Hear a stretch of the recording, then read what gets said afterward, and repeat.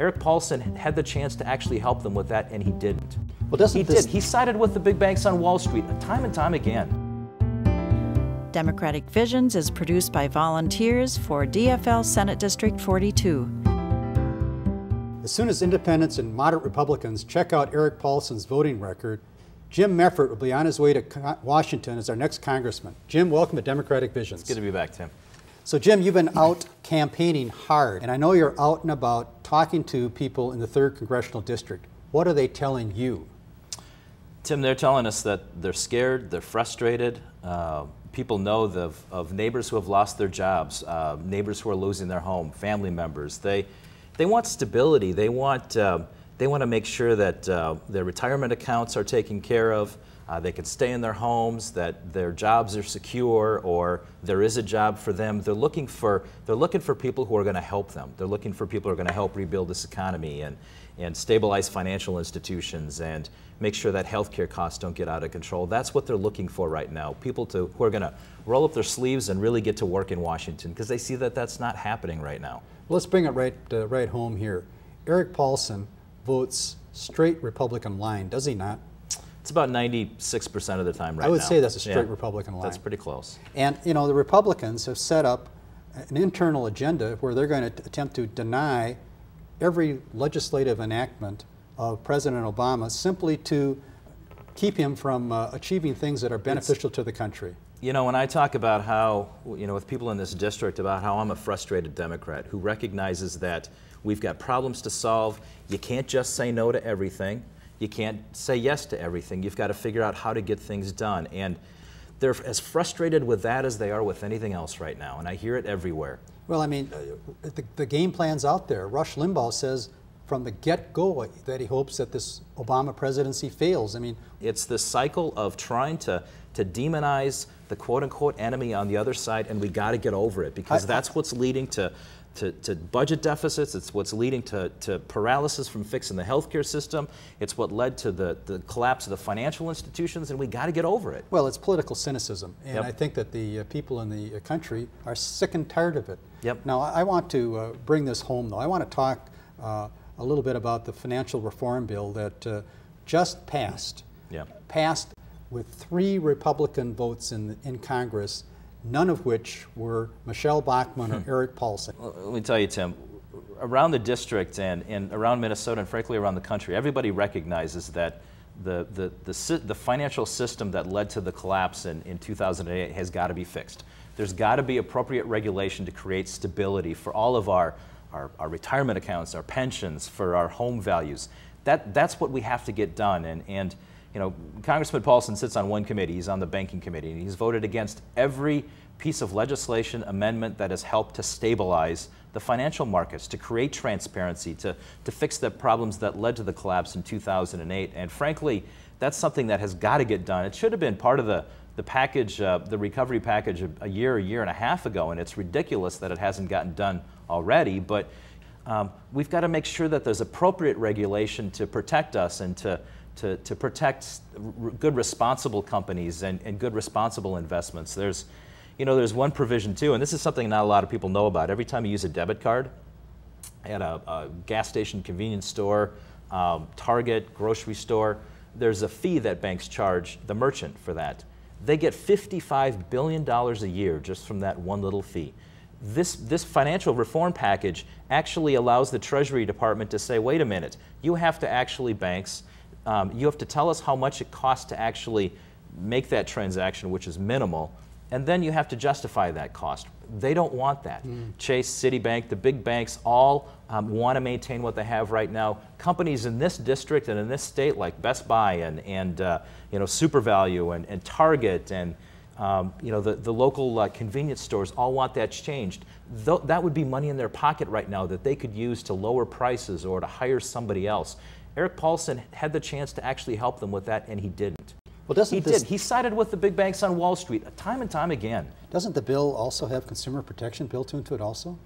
Absolutely. I mean, that's what you're hearing right now with a lot of the banks complaining about fees and You know, if you overdraft a little bit, there's an automatic fee on top of that, and getting some sort of stability to that to actually protect consumers right now. That's a big, there's a lot of that in the package right now that is, frankly, it's just common sense stuff that would actually help stabilize our home costs, would help stabilize costs for small businesses right now, and that's an incredibly important thing that we've got to get done, especially right now when there's so much uncertainty and instability in our economy. Now is exactly the time to do this kind of package. It's almost mind-boggling to think that Paulson objects to a bill designed to protect borrowers and investors from being preyed upon. I mean, it's just, it's almost like, whose side is he on? Is he on the side of the people here in the 3rd District, or is he on the side of Wall Street? And I think he's on the side of Wall Street. He is, time and time again. And, you know, there's also protections in there that would help stabilize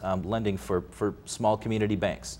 You know, there was just a report that was on talking about how 1 in 7 small community banks are probably going to go out of business and get sucked up by a larger bank, you know, because there isn't good stability in the marketplace. Because part of it also goes to making sure that they've got the ability to loan to small businesses right now. There was a package, for instance, that allowed, or they gave the Treasury Department a sum of money to give to community banks to back loans to small businesses. Exactly the kind of thing that I'm hearing small business needs right now, which is more capital to hire people, to create stability.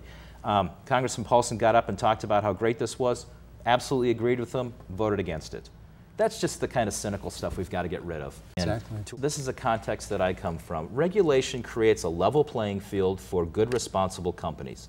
It's something that's designed to protect us, protect consumers, to protect responsible companies, to create that level playing field. That's what good, appropriate regulation does. And when it's done appropriately, it does create stability, and that's exactly what we're looking for again. What about Paulson's position on health care? Do you believe that he's acting in the best interest of the district? Last fall, when we had the town hall meeting about health care, and when we had the public discussion and a lot of uproar and a lot of that distraction, what really frustrated me from him and a lot of folks was not recognizing the reason we're having a discussion about reforming our health care system. We didn't hear him talk about, you know, how me running a small business with 2 people, our health care costs are going up 10 and 15% a year. I can't afford to hire another person simply because of that. I hear that everywhere. That's why we're having the discussion, to help small businesses, to help big businesses stabilize their costs, and also to do the responsible thing, which is make sure people can go to the pediatrician, can go to the family doctor. They have good community-based primary care to really stabilize a delivery system and control costs. He didn't talk about that at all. And I think having somebody go there who understands why we're doing this and is willing to talk about it is going to be much more effective than somebody who just listens to their party's talking points and really doesn't get up and get involved in it at all. It's been my observation that the average Joe in the 3rd District is being priced out of higher education. Do you have any thoughts as to how we could improve access to higher education? Because education is the key to our future. There's no question about it. Absolutely. I tell you what, you know, for my wife and I, we're still paying off our student loans. We're paying the mortgage. We've got 3 kids. It scares me to think about what it's going to take to get them through college and what the cost is going to be. Absolutely, it prices us out. There's a lot of things that we need to do. We need to make sure that we have a good, strong loan program, Pell Grant programs in place so that kids who have you know, the academic ability to go to college have the ability to actually go because of the finances. So that's something that we need to get done. And, you know, that's, again, something that Congressman Paulson has voted against, extending Pell Grants and making sure that we have good, strong investments, making sure our research and development dollars are going to our university systems, which can help stabilize those costs also. But also, Tim, one thing that's very important for us to remember in this discussion is vocational education, the trades, technical training is critically important, especially right now. And we mustn't forget that we need to make investments in making sure that you know, kids, once they're done with high school, have the ability to go into the trades also, which are critically important to our economy and to our future and rebuilding this country. Well, it seems to me, Jim, that you're speaking for the future, and I think that the citizens out here in the 3rd District are going to recognize that And best of luck, and come back and see us after you've been elected. Anytime. Good to talk with you. You bet. Thanks.